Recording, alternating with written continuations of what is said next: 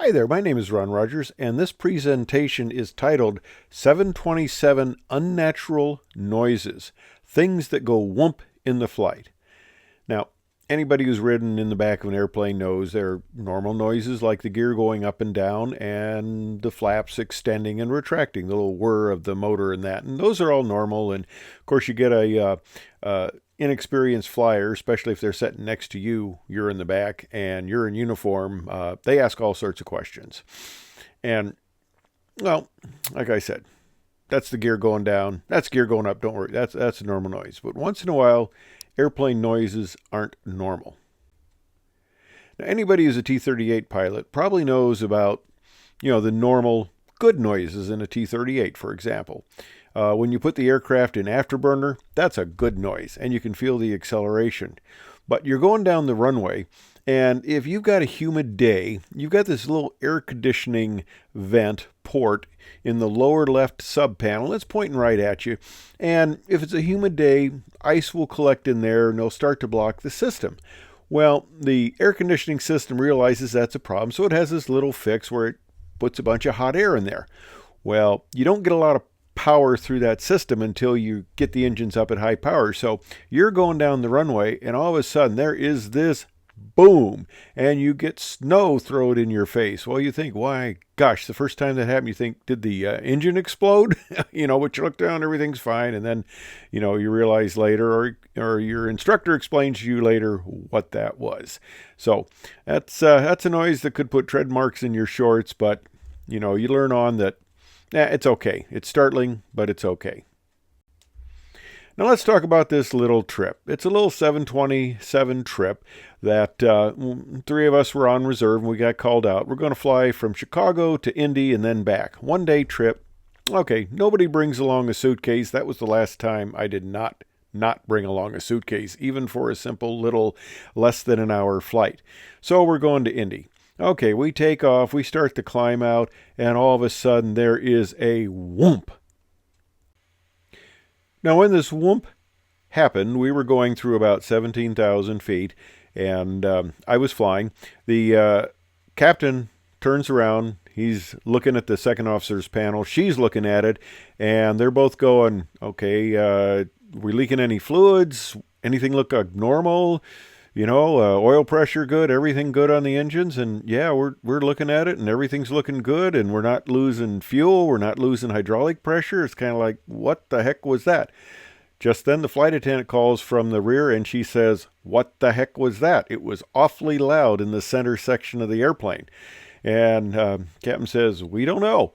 And everything looks normal, and he says, I'll let you know if we think we have a problem, but for right now we're not seeing any issue. So okay, we keep on going, we climb up. Then we start our descent into Indy, and at the appropriate time we put the gear down. We get all three green. We get the flaps out, and we kind of look at each other, and we smile and go, well, okay, we were a little worried about that. Yeah, we didn't know quite where the problem was, but when you get three green and flaps, a lot of your problems are solved. So we came in, we landed, captain taxis to the gate, pull up to the gate, and of course we're cleaning up our approach plates and stuff and doing the after cockpit kind of clean up, and the second officer goes out to check the airplane. And we're just kind of sitting there chatting, and she comes back in and says, everything's fine. Captain and I look at each other and we go, no, everything couldn't be fine. There's got to be a problem.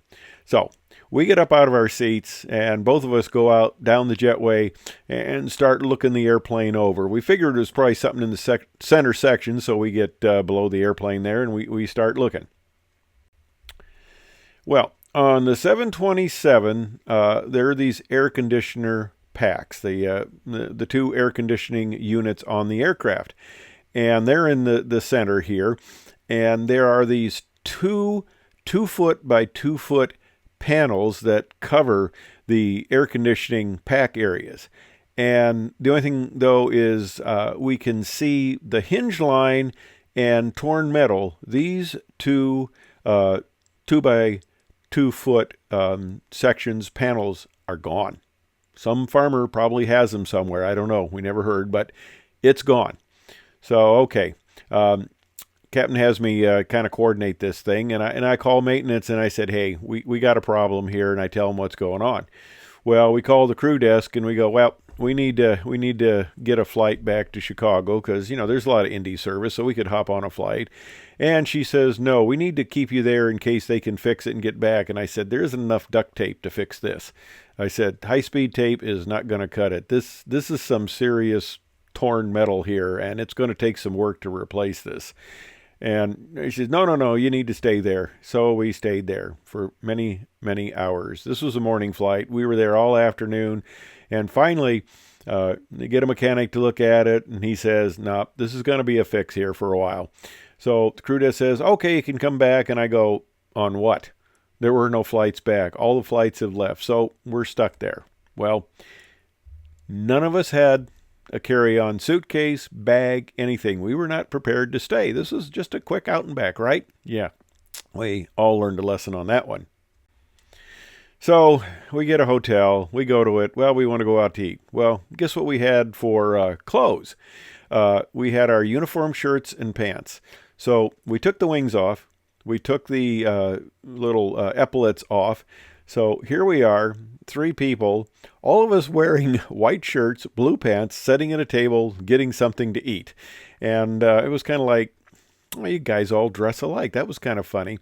Well, that was the last time I did not take an overnight bag. Learned my lesson there, as I'm sure anybody who's an airline pilot probably knows that lesson very well.